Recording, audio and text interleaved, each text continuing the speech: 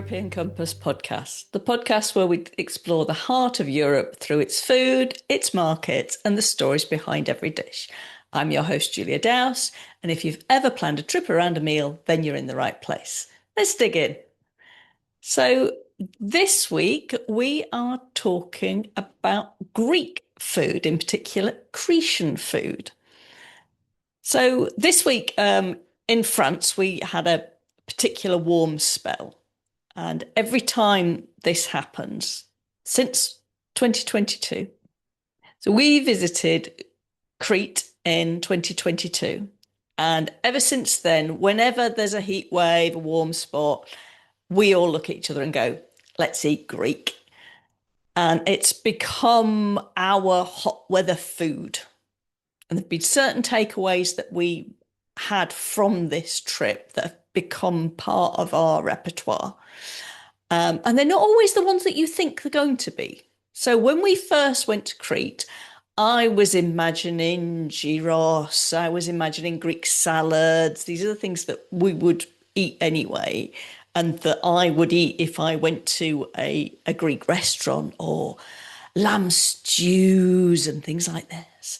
And actually, they weren't the things that we enjoyed the most when we were in Crete, and they weren't the things that we now cook whenever we say, let's cook Greek. So we went to the southeast corner of Crete. So quite often when people travel to Crete, they'll travel along the north coast, and they'll go to Chiana, or they'll go to Reflamont, or they fly into Heraklion. And we did fly into Heraklion, but we went further south. So we went east and south to a place called Makrigialos, which is there's a very sheltered bay with a row of tavernas and a beach, and it's absolutely lovely. It's totally idyllic. It's not your picture postcard sort of idea of Greece in terms of Santorini. Quite often when people think of Greece, they're thinking of this image of Santorini. It's not quite like that, but it is absolutely adorable. And whilst it's very much, it is a tourist place, but it's a tourist place like it was in the 1970s, not a tourist place we imagine now. There's not hordes of tourists. There's a row of tavernas with their sun loungers out on the beach, and it's just perfect.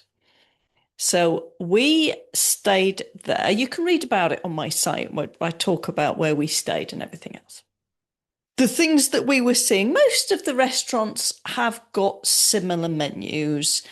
There's all the usual. There are the moussakas, there are the gyros, there are quite a lot of seafood, obviously, because we're on the coast, a lot of octopus and gambas and things like this.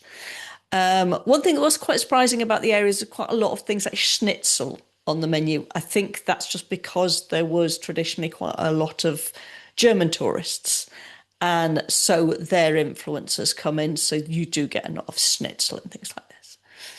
And one thing that we noticed straight away, right from the first meal, was the vegetarian options. They weren't classed as vegetarian options, but the options, the meat-free options, were far more traditional Greek food than many of the meat options.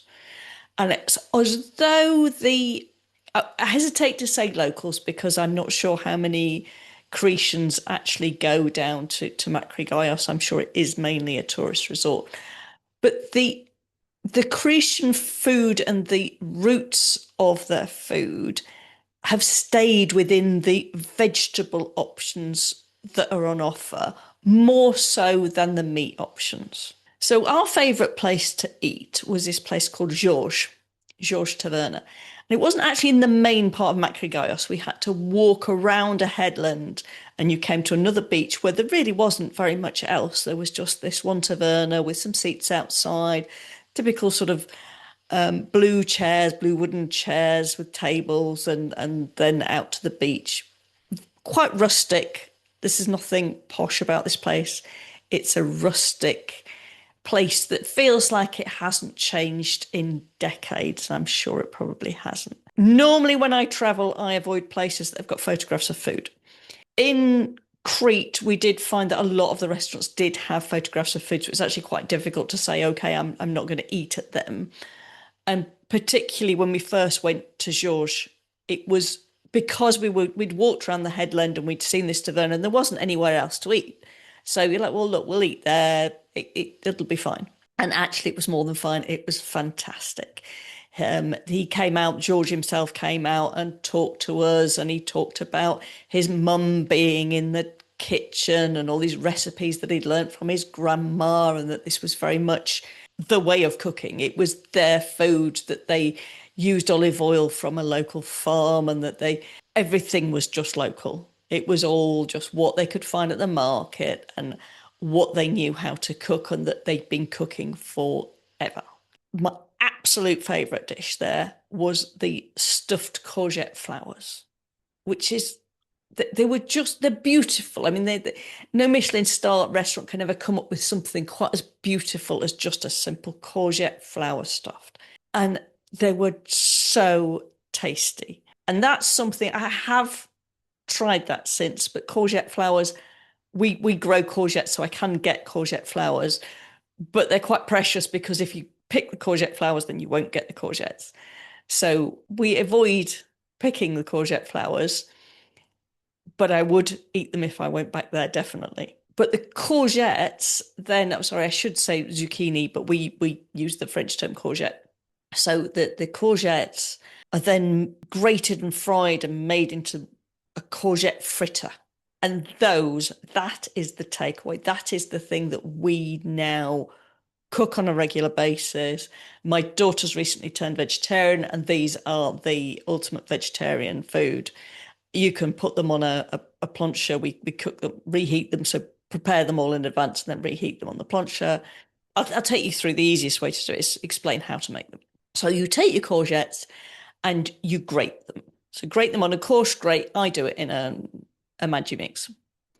And then you salt them and you leave them for a good half an hour to get those juices out. And then this is the important step, which when we first got back from Greece, it took us a while to get this step right. So you take the grated courgette, you put it inside a tea towel, and you squeeze until you have squeezed all the water out. And you keep squeezing and keep squeezing and keep squeezing. It's amazing the amount of water that comes out of these. I'm sure that the restaurants in Crete must have some sort of press that does this, because they can't be turning it in a tea towel every time. They must have some sort of press that they turn around to squeeze all the liquid out of the vegetables. And once you've done that, you then mix it in with some onions and oregano and some feta. Feta's very important. A bit of egg, and you mix it all up and you get quite a slack mixture. And again, this is the mistake I made when I first started making them, is that I was trying to then form them into some sort of patty to then fry, and it wasn't working. And then I realized actually what you need to do is just scoop it out with a spoon and drop it onto the pan. Hot pan, loads of oil. Do not skimp on the olive oil here. This is an important step. Hot pan, loads of oil, scoop out the courgette mix in just a spoonful, drop it into a bowl, and then as it starts to cook on the bottom, then you can press it down into the patty. And once the bottom's cooked, it'll flip. It's not a problem. But trying to shape it before it goes in the pan, it's not worth it. So courgette fritters were the absolute main thing that we came away from. So lots of other things that we enjoyed eating there. The stuffed vine leaves, so they're called dolmades. Dolmades, I'm probably pronouncing that wrong. The dolmades. The stuffed vine leaves you find all over Greece and Turkey. Probably brought to Greece by the Ottomans. And then there was a bit of revival after the Greco-Turkish War, back in the 1930s when a lot of people with Greek origins moved back to Greece and they brought these dolmades with them. The Cretan version is simpler than you might find elsewhere. This is basically rice and a few other ingredients wrapped inside the vine leaves. Elsewhere, you might get them with mincemeat and things like that inside them. These ones were the really wasn't no meat inside. This is a vegetarian type dish, just rice and the vine leaves, and then the flavour of the broth. George was saying that this was his grandmother's old recipe and that she'd been making this forever. What I didn't realise at the time is that the rice isn't cooked in advance. So the rice is wrapped up raw inside. So you take rice, you add in onions and tomatoes, oregano, of course, and you wrap spoonfuls of this rice inside vine leaves that have been blanched. So vine leaves, it's just leaves from a grapevine that have been blanched to soften them, take the bitterness out of them. You then take the rice, put it inside the vine leaves, and then fold it all up to make a little parcel. And then these little parcels are placed in the bottom of a dish. So you fill the bottom of a dish with these little parcels. You then take your broth or your stock that you're using and you pour it over and place a plate or something on the dolmades so that they don't unwrap. And then you cook them. And you cook them for about half an hour, 40 minutes in the stock. And of course, the rice then puffs up and expands and cooks and makes these adorable little cigar rolls. And they're just the perfect start. It's when it's hot. There's something about Greek food in the sunshine that I think this is why we didn't eat the meat products so much. I think the meat and the lamb stews and things like that are perfect for winter in the mountains in Greece. But summer on the beach, it's all about these fresh ingredients. It's all about the vegetables. It's these little vine leaves, absolutely perfect. Tomatoes, obviously, we had tomatoes in the Greek salad. The Greek salads are perhaps not what you would be used to as a Greek salad. They're not refined, they're hunks of vegetables. You've got big bits of tomatoes and cucumbers and feta cheese and onions and olive oil. No lettuce at all, no lettuce anywhere near. This is pure, unadulterated, very few ingredients. Not really on a menu as a sort of main course, as a salad course. The Greek salad, of course, it's not called a Greek salad, it's just a salad. And it's a side dish, but delicious, obviously. You also got tomatoes on top of a rusk. This is called a dakos. I've not seen this elsewhere. I think it's particular to Crete. Is you get these rusks. They're like a round rusk, sort of crunchy stale bread with then a sort of crushed up tomato. It's like their version of a tomato bread. So tomato bread that you might get in Spain, it's like that, but with a thicker layer of tomato. This is not just a little skimming of tomatoes. It's a thicker layer of tomatoes with a bit of feta on it as well. Absolutely lovely. That again, great starter. I think by the time we got to the main courses, we weren't that interested because the starters was just so good. We also had some little spinach pies. So they make a type of phyllo, and it's not your really, really fine phyllo that you might get in a baklava. It's a phyllo pastry, but a little bit more rustic than that, with then a filling of spinach and feta and onions wrapped around. And we had these both baked and fried. I think the fried versions are better. But they're a lovely little thing, quite adorable. We also had another one of my favorites. So it's all my favorites, honestly. Greek food is just so wonderful. The deep fried aubergine slices. So very simple, just a slice of aubergine, big fat slice of aubergine, dipped in flour and then deep fried. And There's a sweetness to it. You get the aubergine goes into that soft and creamy texture inside, but you've still got the crispness of the batter on the outside.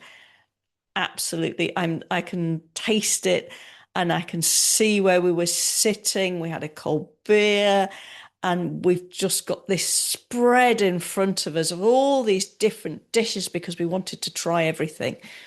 And there was little dips with whipped feta and another dip, obviously tzatziki. So seems to be some disagreement about tzatziki and how to make it, particularly whether or not it should have mint in it. Now, the version that we were eating in Crete and well, the best versions that we had in Crete that we then tried to replicate at home, and we've got it pretty much close to perfection, has mint in it, not dill. But I know a lot of people say it should have dill in it and not mint. I'm pretty sure that's location specific. But if there's mint around, then people are going to use mint. And if mint tastes good, use the mint. So this is another dish where you have to get the water out of the vegetable. So you have to salt the cucumber and then squeeze it and you squeeze it and squeeze it and squeeze it until there is hardly anything left of it because there's so much water's come out of it. And the tip we got from someone in Crete, which really works, is to stop it from tasting too garlicky, because if you squeeze all that out and then add the garlic, then you can get a kind of raw garlic bitterness about it. But if you crush the garlic into this grated cucumber while it's being salted, then you squeeze the whole mixture and get as much water out as you possibly can. Then that water takes away some of the bitterness of the garlic at the same time. So then when you add that in to the yogurt with a bit of mint, with some pepper, if you can, white pepper, again, another little tip, was to use white pepper rather than black pepper to get the really authentic flavour. I think some of that might just be to stop you having black bits in it, but it does make a difference. No need to salt because you've got the salt that most of the salt goes out with the water when you're squeezing the cucumber, but there's enough salt left in so you don't need to salt it again. And this makes, you can make big batches of, I know when we make these batches of tzatziki, they disappear. We make a big bowl. So if you're still buying tzatziki in a little tub from the supermarket, then make your own and you can make these massive big tubs for the price of a little bit of Greek yogurt and a cucumber. It's genuinely worth it. So a whole big plate full of dips. You've got tzatziki, you've got the whipped feta dips, you've got a dip which is basically aubergine that's been cooked to its life. We've got the courgette fritters, we've got the aubergine fritters, we've got a bit of Greek salad, we've got this dakos with all its rusk and tomato. It absolutely wonderful, wonderful spread. And that's a sort of what we were eating at lunchtime. So we've got to George at lunchtimes have this wonderful vegetable spread. And then in the evenings, we'd walk along the beach with all the lights lit up, and we'd walk along to another restaurant called Petra Bay. And that was where we'd have more of these. We had some gyros there. We had some other kebab type things there. And they were lovely. And it very well cooked. And the atmosphere is beautiful, but doesn't really say Greece to me in my memories and what we took away from the trip quite as much as these vegetables that we had in George's. Oh, the other thing we had was a dish called gemista. I hope I'm pronouncing that right. This is stuffed vegetables. So this is stuffed tomatoes, stuffed peppers with a rice filling. And they came served on a plate with some potato slices and a kind of there's a tomatoey sauce with it. And again, so I looked up how to make this, and yet again, the rice isn't cooked. I thought that these were vegetables that were then stuffed with a cooked rice. They're not. You take the vegetables, you scoop out, so you scoop out things like bits of courgette and the tomatoes, obviously the peppers you just de-seed, slice the top off, de-seed, and then you fill it with a mixture of rice and onions and a little bit of the tomato and courgette mix and some oregano, and you can put feta in as well if you want it to be a bit richer.